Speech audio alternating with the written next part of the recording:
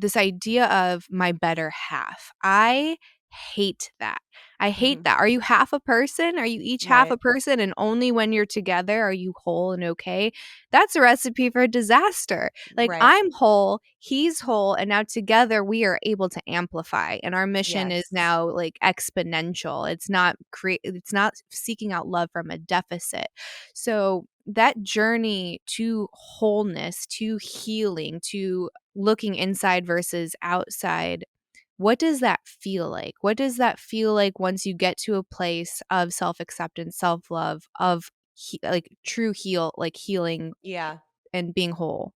Yeah. Oh, I love everything you just said because that's so true. And like also when even if you are saying like the phrase my better half, like why is it the better of the two halves? But like yes, 100%.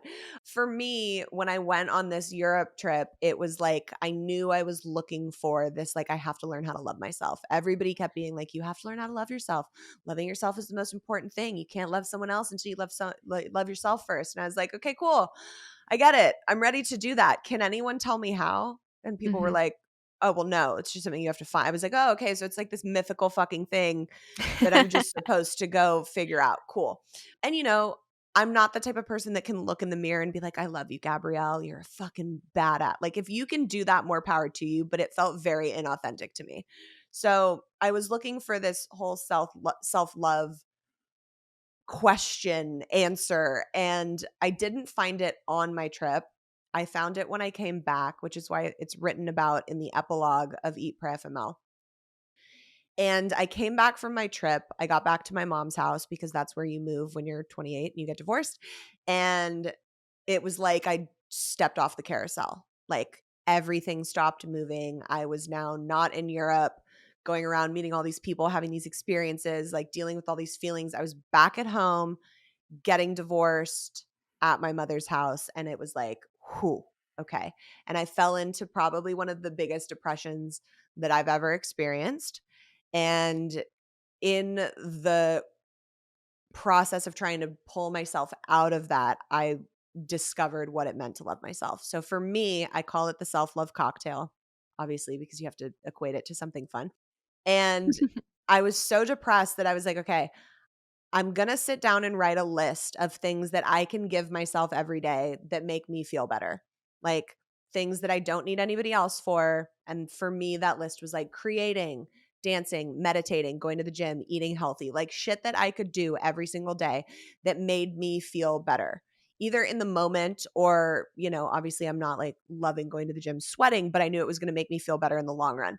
Um, so I would put that list on my mirror and I'd be like, okay, I'm going to do one of these things every single day, and then I can get back in bed and like eat my snacks and watch my Netflix and be sad about my life.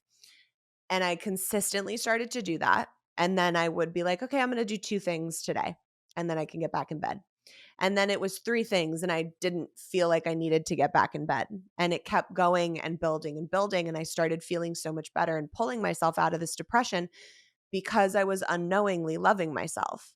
And when you realize that loving yourself is as simple as giving your soul the things it loves and the things that's going to make you feel better, it was a complete perspective shift for me. And it totally changed because now it was a checklist of things that I could actively do that I didn't need other people for. It wasn't this like weird, I need to look in the mirror and tell myself I love myself. It was like, no, if I want to show a significant other or a family member or a friend that I love them, I am going to do things that make them experience love. So when I'm looking to give myself love, why would I not use that same practice? Mhm. Those are great pieces of advice because people really are looking for something actionable, and it does feel weird and inauthentic and almost like you're bullshitting when you do those affirmations. But and I am with you, sister. I have been there, and that has literally been my homework for the last 6 months with my spiritual teacher, where he is that because I won't do it. I've done it like 3 times, and he's what is your aversion to this?" And I'm like, "It just doesn't feel like it's doing anything. It doesn't feel real. It doesn't feel authentic. Like I feel like I'm a poser." And he's like, "And that's why you have to do it." And like Mm, every single time you do it, like you're kind of chipping away a little bit, and right.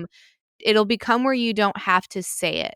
where you can, and I think this is like the whole point. This is me kind of deducing it from my experience so far, which is where you do glance at yourself and there is just that radical acceptance. Yes, And you don't need to do the acts of love because while I do agree that we want to show that our affection, our love, and our caring, we do that through actions, through gifts, through time spent, all of these different modalities.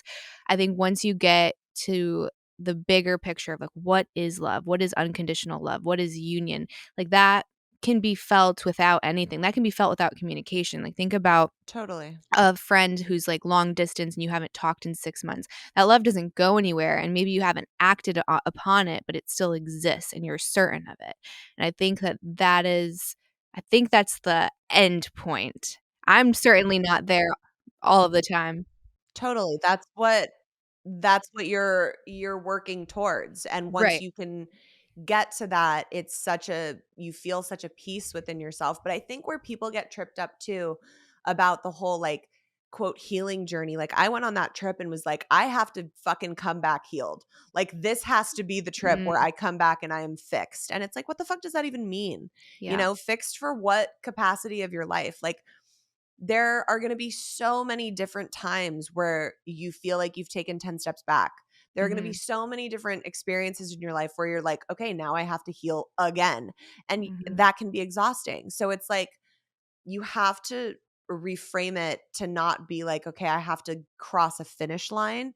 You just want to start taking care of yourself better, whether that's through self love or knowing your worth or setting boundaries. Like, whatever that is for you in the particular healing growth spurt that you're going on, it can't be like this epic finish line where you're like, I just want to wake up and everything's going to be perfect and fine and feeling better. Because that's not reality. It's always going to be a process. Like healing is not linear in any sense of the word. Mhm. No, it certainly isn't. I feel like very few things are in this Right. existence. When it we touched a little bit on identifying with trauma, with mishaps, with wrongdoings, with healing. Like we kind of take on these pseudo identities a lot of the time. And I think that one I see a lot is that of the tortured artist, right? Like they're so scared that if they come to a moment of peace and bliss that they'll all of a sudden they'll lose their edge or they won't be successful enough. And it kind of coincides with your example that you gave with, and I see so many women. I don't know how many men this is true for, but so many women that are addicted to chaos. So much so that when they do find peace within a relationship, they find true love, like true steadiness. Like this is dull, Mhm. this is boring, because they're Yeah, mistaking that chaos for love. They're mistaking that totally. chaos for romance. That was Um, exactly what I went through with my current husband before I so like figured my shit out. So how do you distinguish between that? How do you prevent yourself from identifying that, especially in a position that you're in where you're public facing and you kind of, at least at this chapter of your life, you're reliving a lot of this stuff?